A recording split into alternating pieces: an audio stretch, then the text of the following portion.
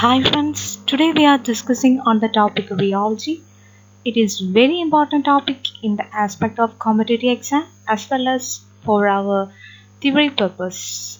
I am trying to focusing to cover the important concept that are important in rheology. Let's start together. Before going to in deep into the rheology, first of all, I'm giving 5 tips about the branding of surfactant, and some of this are asked in some of the competitive exam. First one, polysorbate means twins. Polysorbate ester is pans, bridge, and mush. It is little bit confusing. This is polyoxyethylene chloride ether, and whereas mush is polyoxyethylene monostearate. Without that, mush. Here, the first letter is M. So, the answer is monostearate. So, mush related with the monostearate, not that. And twins, already we discussed, it is polysorbate. It is simply in expansion form, we can tell us polyoxyethylene derivatives of sorbitan esters. First of all, what is rheology? Rheology is the science which deals with the flow of liquid and deformation of solid. According to the flow of liquid, the flow of liquid may be either non-Newtonian or Newtonian flow. That is, Newtonian flow means if it obeys the Newton law, that is not Newtonian flow. If it is not obeying, that is not it from the origin, that is non-Newtonian flow. Among the non-Newtonian flow, it may be either plastic, pseudoplastic flow or dilatant flow. The second part of the rheology is the deformation of solid. The deformation of solid either may be plastic or elastic. Plastic means what? The deformation occurs here is permanent and irreversible, whereas in elastic it may be either spontaneous and reversible. For example, in case of rubber band, the deformation of solid occurs here is elastic. That is, when we remove the stress over the rubber band, it will go back to the initial position. So, it is an example for elastic. So, you got the point. Next, we tell that going to the flow of liquid, it flow obeys Newtonian flow. According to the Newton's law, if it is higher the viscosity of the liquid, we want to produce greater force. So, greater force per unit area, or it can be termed as shearing stress F. That is, we want more shearing stress to produce a certain rate of shear. That is, rate is known as rate of shear. That is, please look, this is a pile of cards. If you want to move this cards or the liquid consisting of intermediate layer, we want to produce a stress or shearing force to move the plates inside, and that rate is known as the rate of shear. So we can tell that the rate of shear is proportional to the shearing stress and can be expressed with the equation F is equal to eta G, where F is force per unit area and G is the dV by dr, and this term eta is the viscosity term. In this, we want to know a rheogram. What is a rheogram? That is a plot that is plotting against the rate of shear. That is the rate we are expressing. That is rate of shear G versus the shearing stress. In every graph, we are plotting Y. First, we are telling against Y, X against Y. So, rate of shear against shearing stress.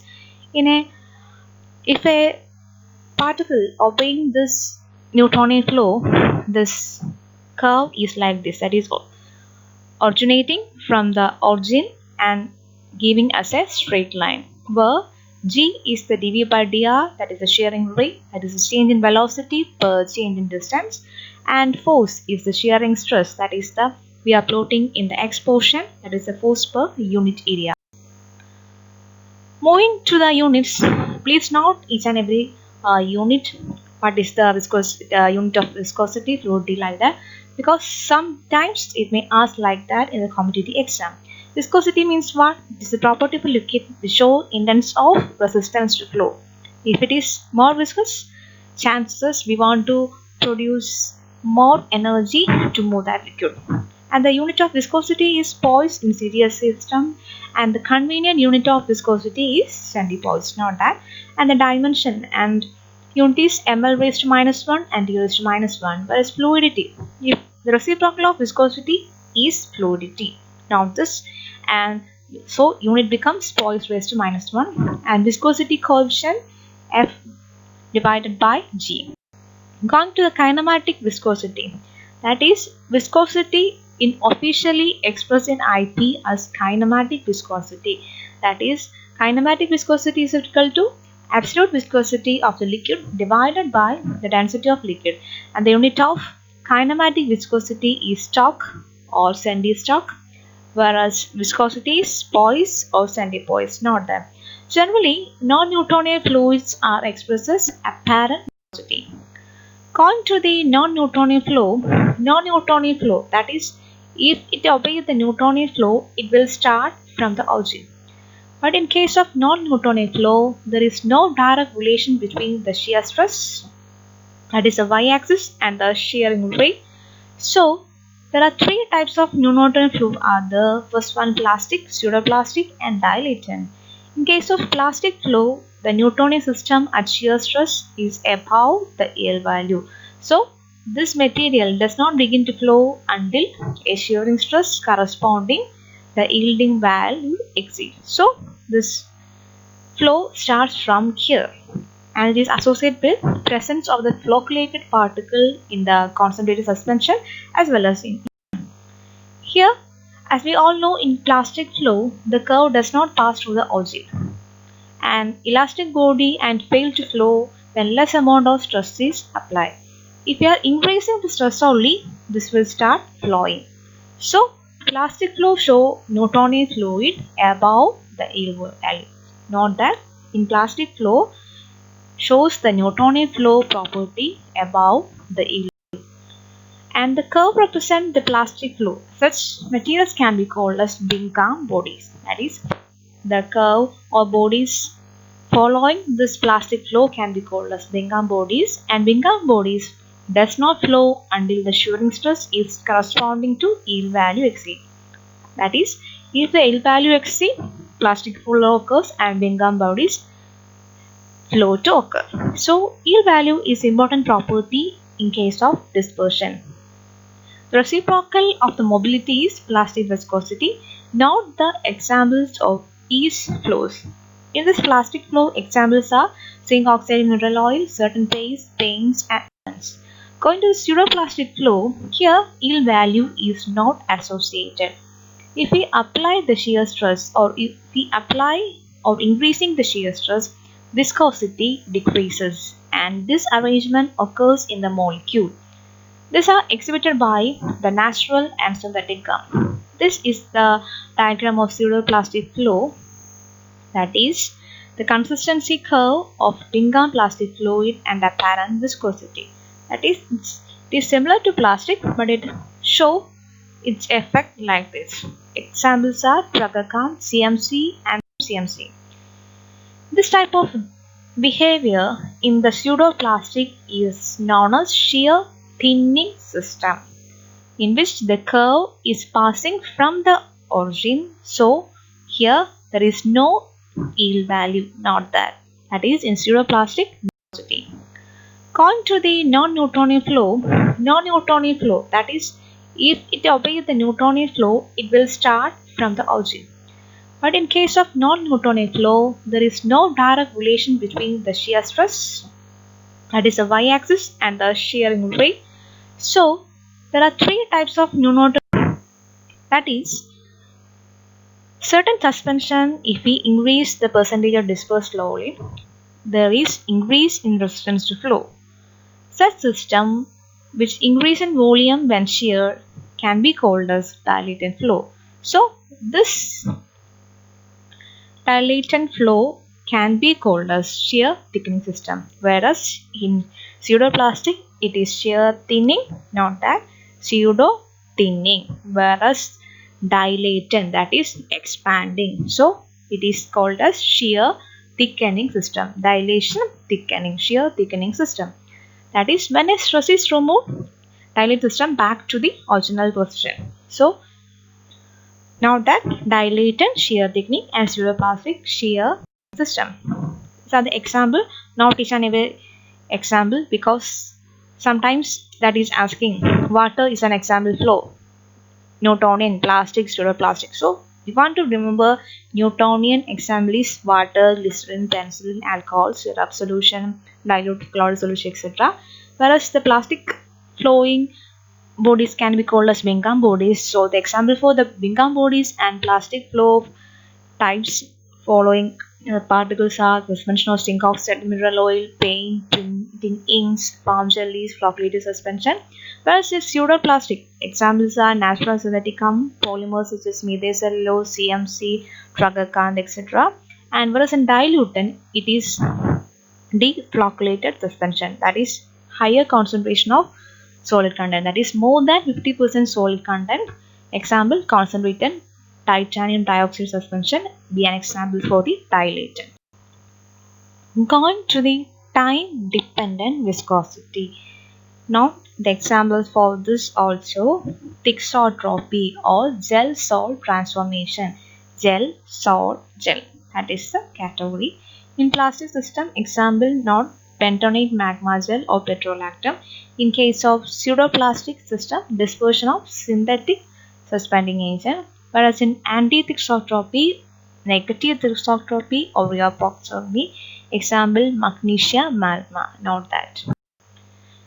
That is, first of all, what is anti-thixotropy? That is an increase in consistency. That is, if you are increasing the viscous rather than decreasing in consistency, they may cause a curve difference. This is seen in magnesia magma, and this dilated system in deflocculated system, as we already said, it is having the concentration greater than 50% content. This is the plot of magnesia magma, and this magnesia magma is a best example for anti-thixotropy following substance. Here, when we observe this rheogram, we can tell when magnesia magma example, if you are plotting magnesia magma, the rate of shear versus shear stress, then magnesia magma was alternately shear at increasing rate of shear. The magma got thick continuously. Finally, it will reach the equilibrium state in which further cycling of the ring, that is increasing decreasing pattern, the rate of shear can be seen. An equilibrium state occurs when the gel was found. When allowed to form, this material return to the salt-like property. This is the magnesia magma example for the anti-thixotropic phenomenon. Rheopoxy. What is rheopoxy? It is the phenomena in which salt forms gel more readily when shaken or shear. An example is magnesia magma, clay suspension, etc. In this rheopectic system, the gel is in equilibrium state, and in anti-thixotropic gel, the salt is in equilibrium state. Now, in rheopectic system, the gel is in the equilibrium state, whereas in anti-thixotropy, the salt form is in the equilibrium state.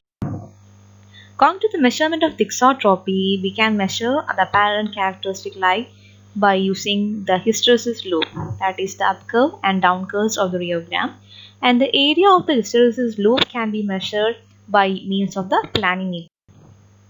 These are two terms coming under the rheology, maybe asked in the competitive exam, that is bulge and spur.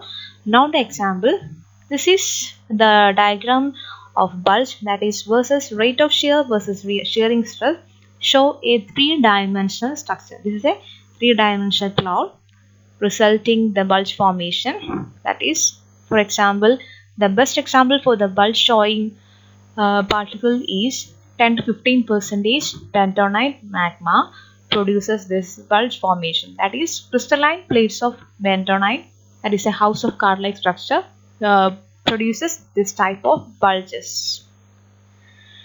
Whereas in spur, when we plot the rate of shear versus shearing stress, we can found instead of this bulges portion, we can found out a sharp point of structural breakdown occurs when we low the shear rate.